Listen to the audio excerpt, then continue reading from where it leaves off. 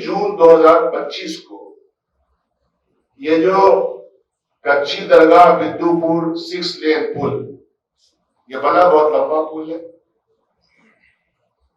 इसकी जो स्वीकृति थी जब हम महागठबंधन में शामिल थे 2015 में, इसकी स्वीकृति के वक्त एस्टिमेशन था 3,115 करोड़। सरकार बदल गई और बदलने के बाद इसमें कई आयाम आए, आमूलचूल परिवर्तन। चाहे आवंटन किसको देना है, मटेरियल क्या लगना है, लगाना है, कई जांच पड़ताल होते होते अल्टीमेटली ये बना 3,115 करोड़ का पुल 4,988 करोड़ में बना। जो गुणवत्ता है उसकी, उससे कॉम्प्रोमाइज होता है। गुणवत्ता से अगर जब कॉम्प्रोमाइज होगा तो सरकारी बिल्डिंग 5 साल में दरक जाती है। सरकार के द्वारा बनाया हुआ पुल, पुलिया, सड़क सबकी हालत खराब हो जाती है। छोटे से छोटे अधिकारी से बोले कि जून महीने में कितना टैक्स लग रहा है। खुलेआम तरीके से अधिकारियों से पैसे ट्रांसफर के नाम मांगे जाते हैं विभिन्न सचिवालयों के द्वारा। ये सारा भ्रष्टाचार की नजर बिहार और इसमें पिसती हुई बिहार की जनता। 17 दिन में 12 पुल गिरे 2024 में। 17 दिन में 12 पुल गिर गए इसी बिहार में, और एस्टिमेट घोटाला ये चल रहा है। और बड़े बड़े पुल गिरे, छोटे की तो बात छोड़ दीजिए। उसके बाद सर देखिए कि नाम है हमारे पास 2022 और 2023 में भी गिरे थे। बिहार में पुल गिरने का यह सिलसिला नया नहीं है, 2022 और 23 में भी हुआ। फर्ज कीजिए कि कोई एक मकान बन रहा है, उसका 2,000 रुपया स्क्वायर फीट लगता है, तो बिहार सरकार सीधे 8-9 हजार स्क्वायर फीट कर देगी। अब वो बढ़िया से पास होते होते पास हो जाएगा इसकी, जबकि उतना पैसा लगना नहीं है। कम पैसे में वो चीजें हो सकती है। कई बार ऐसा हुआ है कि जो संवेदक है उसके द्वारा बनाया हुआ पुल या उसके द्वारा बनाई हुई सड़कें या उसके द्वारा बनाए हुए मकान, इन सब में अगर उसने खराब मटेरियल दिया, जांच के लिए अगर जनप्रतिनिधि ने लिखा तो जांच भी नहीं होती है, बल्कि पीसी का चार्ज बढ़ जाता है। कई बार ऐसा हुआ है इंफ्रास्ट्रक्चर का कोई भी विभाग, चाहे वो भवन का हो, सड़क का हो, स्कूल भवन हो, पंचायत भवन हो, सड़क हो, पुल हो, पुलिया हो, इनके विभाग है ना, हेल्थ डिपार्टमेंट के द्वारा, हॉस्पिटल हो। मैं तो आप लोगों से कहता हूं कि आप लोग कृपा करके किसी एक जगह चले जाएं और इनका डिटेल प्रोजेक्ट रिपोर्ट खुद मंगवा लें, उसकी स्टडी कर लें। अपराधों के लिए पहचाना जाता है। 2005 से लेके आज तक जो सरकार बड़का झूठा पार्टी के साथ जनता दल ने बनाया, उस सरकार ने भी कुछ परंपरा स्थापित किया है, और वो परंपरा है एस्टिमेट घोटाले। जैसे कि कोई सरकारी सामान खरीदना है तो कहां से खरीदा जाएगा, उसका रेट बाजार के रेट से 5 गुना ज्यादा होगा। किसी बिल्डिंग का, रोड का, सड़क का, पुल का, पुलिया का निर्माण कार्यक्रम में भी एस्टिमेट बनाया जाएगा। प्रपोजल पहले लाया जाएगा, एस्टिमेट बनेगा, फिर एस्टिमेट जो बाजार का भाव होता है, फर्ज कीजिए कि कोई एक मकान बन रहा है, उसका 2,000 रुपया स्क्वायर फीट लगता है, तो बिहार सरकार सीधे 8-9 हजार स्क्वायर फीट कर देगी, और वो बढ़िया से पास होते होते पास हो जाएगा इसकी, जबकि उतना पैसा लगना नहीं है। कम पैसे में वो चीजें हो सकती है। तो ये मशहूर है हमारे यहाँ, ये भी एक परंपरा है हमारे यहाँ की परंपरा है ना भाई। हम सहिष्णुता है हमारे यहाँ, हमारा इतिहास है, गौरवपूर्ण इतिहास है हमारा। एक ये भी इतिहास बनता चला गया, 20-25 साल का इतिहास कोई छोटा इतिहास नहीं। हाल के दिनों में यह इतिहास रचा गया पुल निर्माण के संबंध। अभी 23 जून 2025 को ये जो कच्ची दरगाह बिद्दुपुर 6 लेन पुल ये बना, बहुत लंबा पुल है।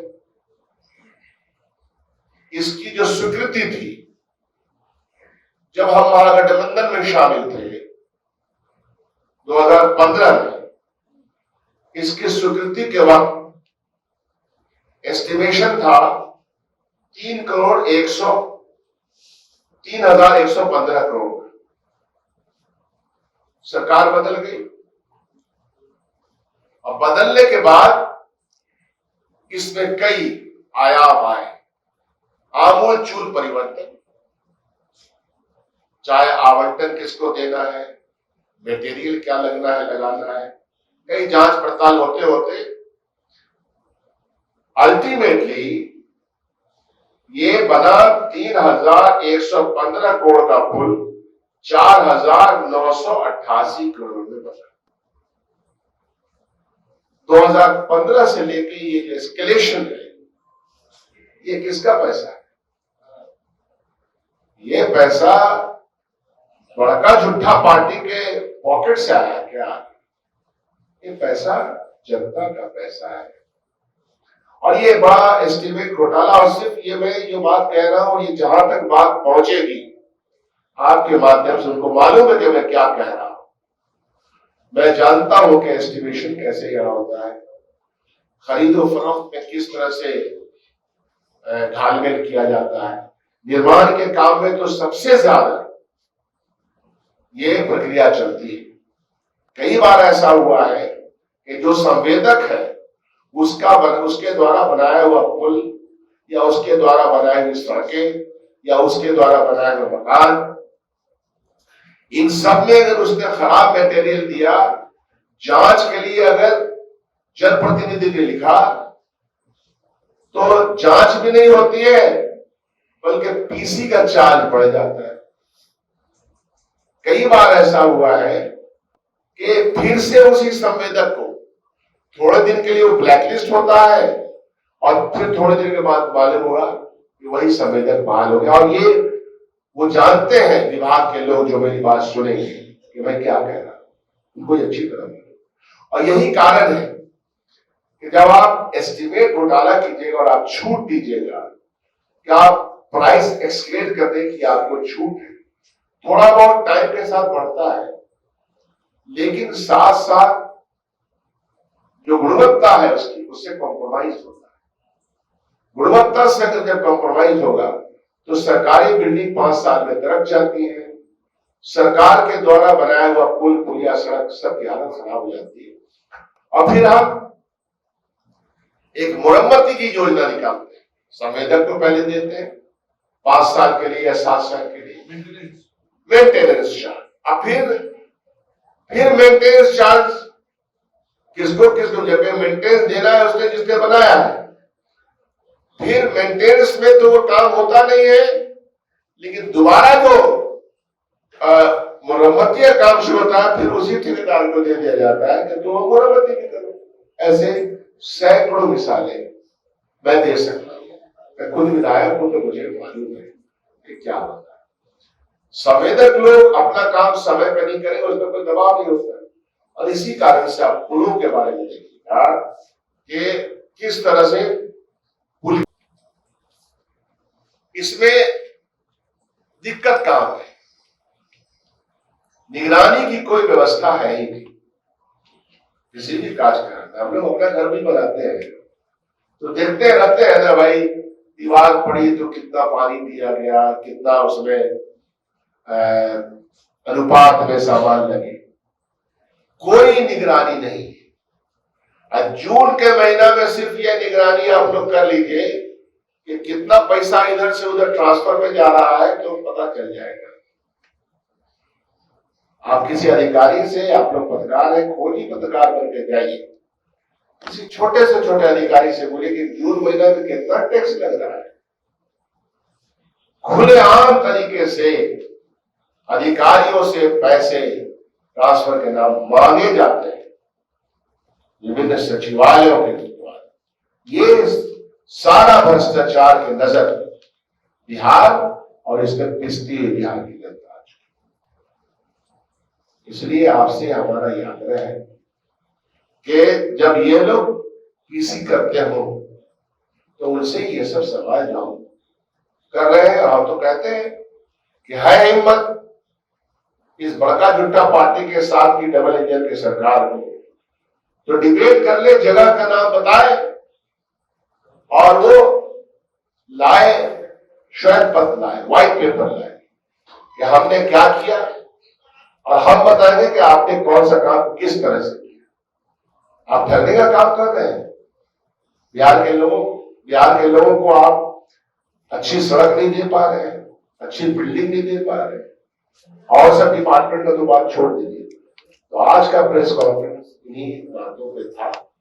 एस्टिमेट घोटाले की सरकार, हमारी सरकार आएगी तो जितने भी एस्टिमेट हुए हैं उसका जांच करवाएंगे। ₹2 का काम 10 रुपए में कैसे हुआ, क्यों हुआ, कौन कौन अधिकारी थे, किनका उसमें साइन था, तब अंदाजा हो जाएगा। दूध का दूध, पानी का पानी तब हो जाएगा। धन्यवाद। कोई प्रश्न हो इस सिलसिले में बात कर सकते के नाम बताए। इंफ्रास्ट्रक्चर का कोई भी विभाग, चाहे वो भवन का हो, सड़क का हो, स्कूल भवन हो, पंचायत भवन हो, सड़क हो, पुल हो, पुलिया हो, इनके विभाग है ना, हेल्थ डिपार्टमेंट के द्वारा, हॉस्पिटल हो।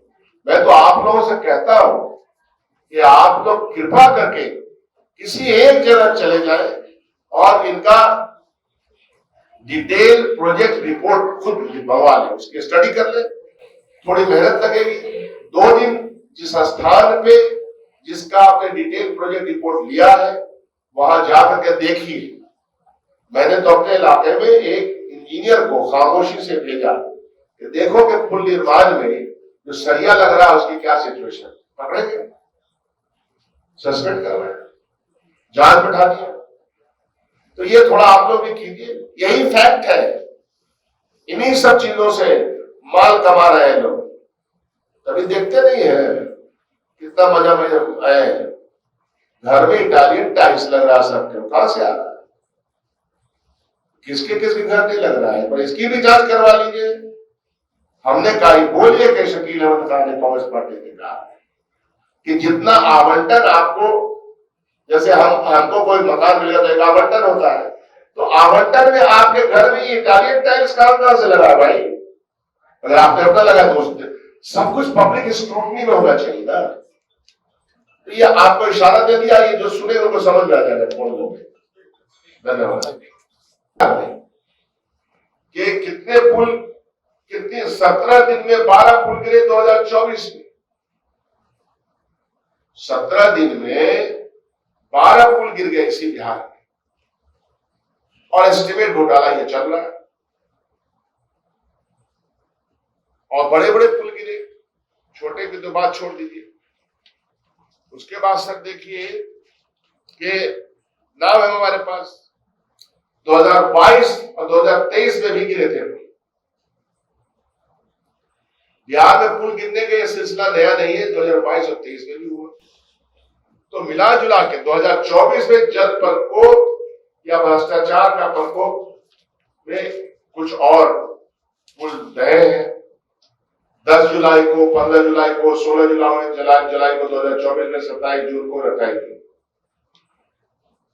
तो इससे साबित क्या होता है? इससे साबित यह होता है कि जो सरकार चला रहा है, या तो उसको सरकार चलाने का लूर ढंग है नहीं, या फिर भ्रष्टाचार के तो ऐसे ही थोड़े भारतीय जनता पार्टी का जो दफ्तर पूरे हिंदुस्तान में बन गया,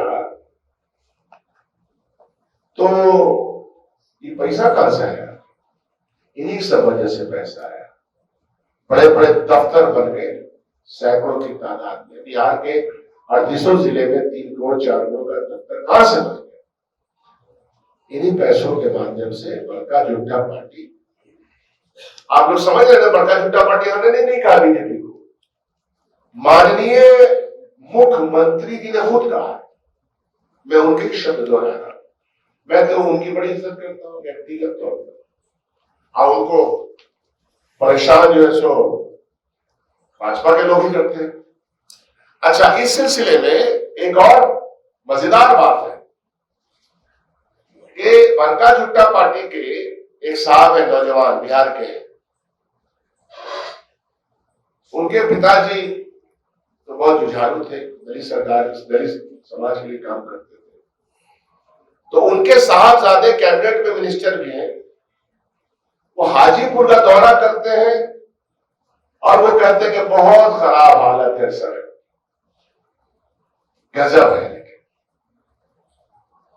वो घूम रहे हैं और प्रधानमंत्री के खासम खास जो बोलते हैं, उनको ये पता नहीं है कि दलितों को प्रताड़ित करने का पूरा प्रोग्राम बड़का झूठा पार्टी के इतिहास में नहीं था।